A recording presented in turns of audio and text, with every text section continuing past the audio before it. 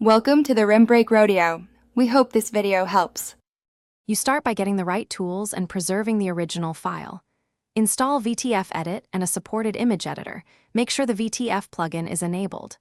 Once done, navigate to the game's material folder and copy the Vtf to a safe backup location.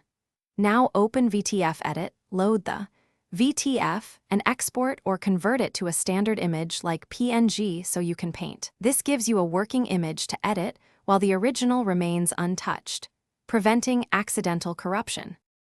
You'll now perform the detailed edits with control and foresight.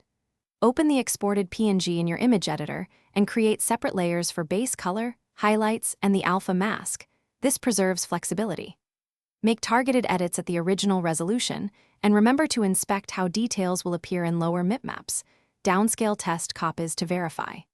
Once happy, flatten a final copy for Vtf import, but keep layered PSD or XCF files. Save incremental versions so you can revert quickly if a change breaks the look.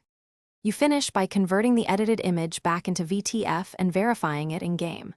Open Vtf Edit, import your PNG, choose the correct compression format and flags, and generate bitmaps before saving.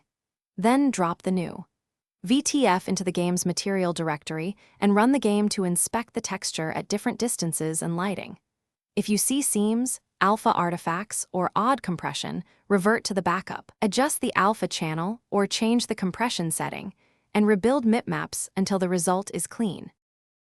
Thanks for watching. Consider subscribing if we helped you.